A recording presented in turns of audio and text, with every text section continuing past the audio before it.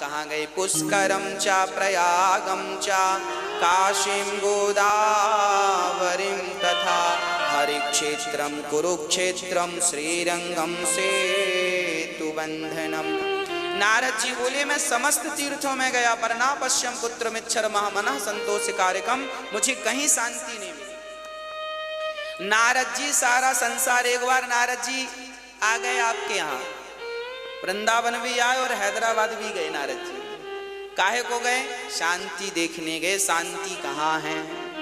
आपके घरों में शांति है मैया जी? है? एक मैया बोली गुरुजी जब से हमने कथा सुननी शुरू की तब से बहुत शांति है। हमने कहा कथा शांति ही देती है। भागवत जी चित्त को शांत करती है, हृदय को शुद्ध करती है और घर में शांति का वातावरण उत्पन्न करने वाली भागवत जी हैं। नारद जी बोले मुझे कहीं शांति नजर नहीं आई। क्या नजर आया फिर? बोले तरुणी प्रभुता गे है। घर में नई नई बहुओं की चल रही है, सासू माँ की कोई पूछ ही नहीं। नारद जी कह रहे हैं या हम नहीं कह रहे हैं?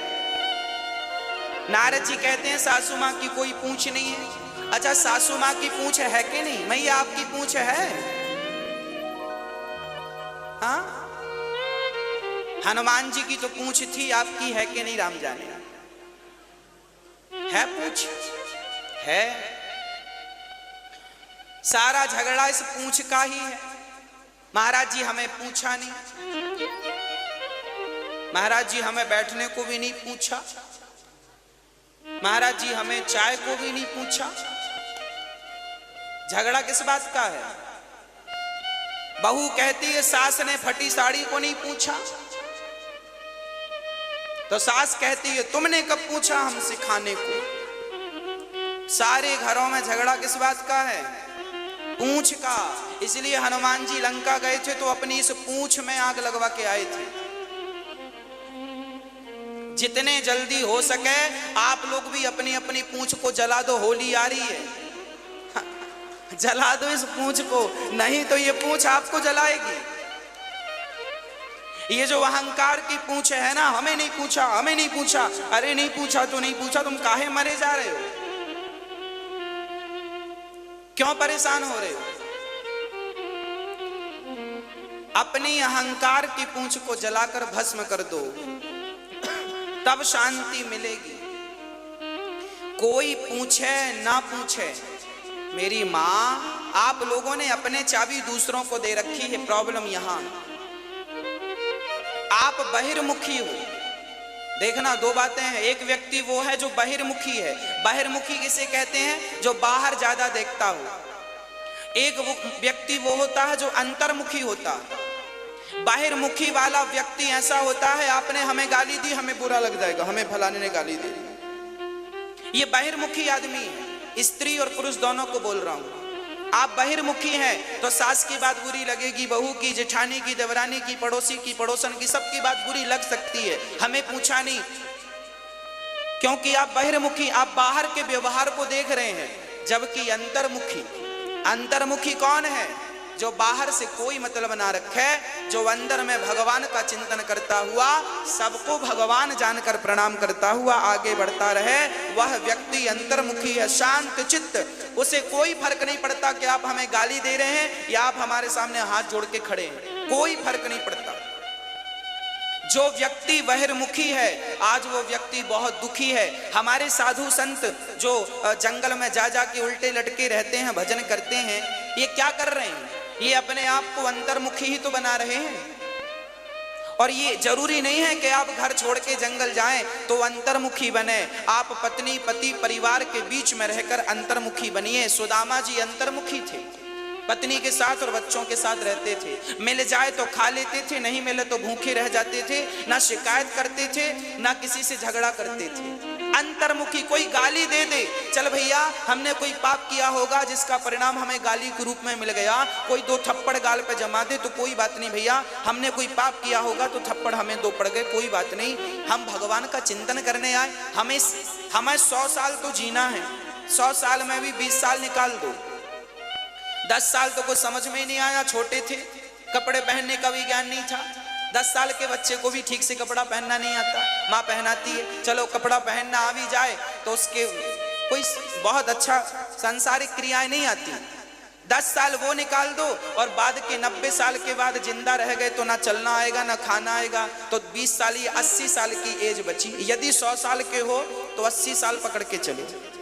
ये 80 साल हमारे पास हैं, उसमें भी हमें 80 साल में 40 साल तो सोना है। पूरी रात सोता है, 12 घंटे का दिन 12 घंटे की रात, तो 40 साल सोना, बचा कितना? 40 साल। और 40 साल में फिर नहाने का समय, खाने का समय, झगड़े का समय, निंदा चुगली का समय, ये सब निकालने के बाद तुम्हारे पास बचा कितना? और जो समय बचा है वो 25, 30, 40 साल बचा है, जो 30 साल बचा है उसमें भी तुम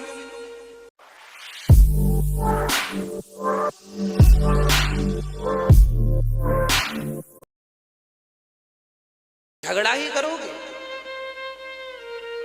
उसमें भी तुम ये देखोगे कि ये हमारा सम्मान नहीं किया। अब अरे करने ना करे सम्मान, सुना करे चूल्हे में जाए। तुम्हारा क्या घुर गया, क्या कम पड़ गए, तुम वजन कम हो गया, तुम्हारा सम्मान नहीं हुआ। तो ये मान अपमान सम्मान जब तक इनसे ऊपर नहीं उठते आप, तब तक आपको भगवत प्राप्ति नहीं होगी। जिन जिन संतों ने, बताओ क्या मीराबाई का अपमान नहीं हुआ? क्या मीराबाई को राणा ने ये नहीं कहा कि तूने मेरा कुल बिगाड़ दिया, संतों के बाबाओं के बीच में जा जा के नाचती है, कहते थे इसने तो कुल का नाश कर दिया, बाबाओं के बीच में जाती है चरित्र बिगाड़ के आती है। क्या क्या ना कहा मीरा को, चरित्र से गिरी कहा, जहर पिलाया उसके ससुर ने, पर क्या हुआ? मीराबाई क्या अपमान में उलझी? बोलो। अब वो मीरा झगड़ा करती, लो मेरी सास मुझे तो चरित्रहीन कह रही है। आपको कोई जरा कह दे कि तुम जरा ऐसी हो वैसी हो तो आप झगड़ा करने लगोगी, आप वाद विवाद करने लगोगी। वाद विवाद में आपको नींद नहीं आएगी, समय वेस्ट होगा। जो समय भगवान के चिंतन में जाना चाहिए था वही समय अब बात और विवाद में जा रहा है। हाँ या ना? नुकसान किसका है?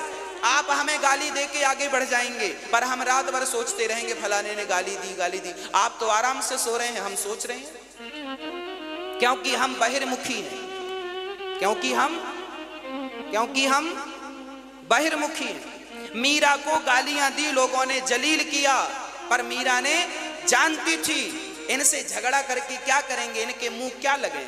वो इस मान अपमान से ऊपर उठ चुकी थी। वो स्त्री मान अपमान से, बोलो मेरी माँ। हाँ, तो आप लोग कब उठोगी? कब? डेट बताओ। आज उठ जाओगी? चलो अच्छा, आज उठ जाना। कोई गाली दे, देने वाला चूल्हे में जाए, आपको क्या करना? बिल्कुल शांत चित्त से भगवान में ध्यान लगाओ। नरसिंह मेहता का चरित्र आपने कभी सुना या पढ़ा हो? नरसिंह मेहता का चरित्र सुना होगा। नरसिंह मेहता के भाई ने, भौजाई क्या बोलती थी? हट्टा कट्टा निठल्ला, घर में पड़ा पड़ा खाता है, कुछ कमाता नहीं है। ये नरसिंह मेहता को उनकी भौजाई ने कहा था। अपमान किसे नहीं सहना पड़ा? क्या ध्रुव जी को अपमान नहीं ध्रुव जी की माँ सुरुचि माँ हाथ पकड़ के समाज के बीच में गिरा दिया, जा तू इस गोद में, अपने बाप की गोद में बैठने का अधिकारी नहीं है, जा।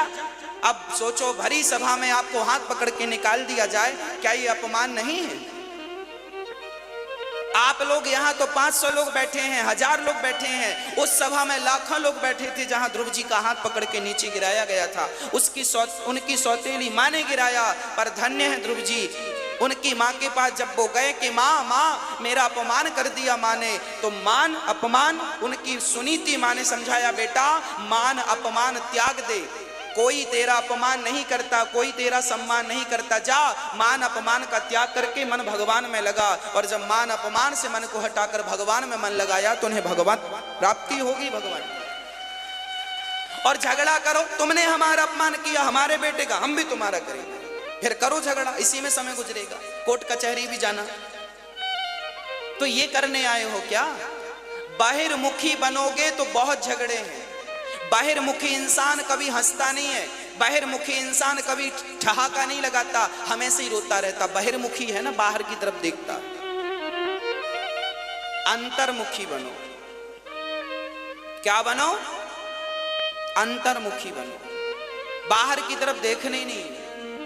अपमान हो रहा है, सम्मान, गुण दोष दृशिर दोषा, गुण दोष दोनों ही ठीक नहीं है। आप हमारी ज्यादा प्रशंसा करें वो भी अच्छा नहीं है, और आप हमारी ज्यादा निंदा, देखो आप हमारी निंदा करोगे तो भी हमें लगेगा लो हमारी निंदा कर रहे हैं, तो हम आप हमारी निंदा करोगे तो फिर हम आप में ही उलझ जाएंगे, आपको सफाई देने लग जाएंगे, नहीं भाई ये नहीं ये नहीं ये नहीं ये नहीं, समय वेस्ट हो जाएगा। और आप हमारी प्रशंसा करोगे तो भी हम उलझ जाएंगे, भाई आप हमें अच्छा कह रहे हैं, हम भी सुनने लगेंगे बैठ के। तो प्रशंसा और निंदा, स्तुति और आलोचना दोनों ही बंधन है। ना तो स्तुति में उलझना, ना तो आलोचना में उलझना, इन दोनों से आपको ऊपर उठना है। बोलो मेरी मां उठोगी? इन दोनों से ऊपर उठना। यही जब आप इन दोनों से ऊपर उठ जाएंगे ना, तब ये जो तुम्हारा मनुष्य तन है ना, फिर जीने का मजा है। अभी कहां मजा है? अभी आदमी जिंदगी जी नहीं रहा है, अभी तो रो रो के गुजार रहा। महाराज जी चल रही है, गुजर रही है। कोई आनंद मिला आपको जीवन में? पूरी जिंदगी रो रो के मर जाओगे। क्यों मर जाओगे? क्योंकि तुम बहिर्मुखी थे, बहिर्मुखी हो और बहिर्मुखी मरोगे। अंतर्मुखी होके मरोगे ना तो मरना भी उत्सव बन जाएगा। जीना और मरना दोनों आनंददायक हैं, पर उनके लिए जो अंतर्मुखी है। ये जेनजिस को सारी चीजें फास्ट चाहिए और हर काम के बाद रिवॉर्ड्स भी चाहिए, और यही चीज करके ना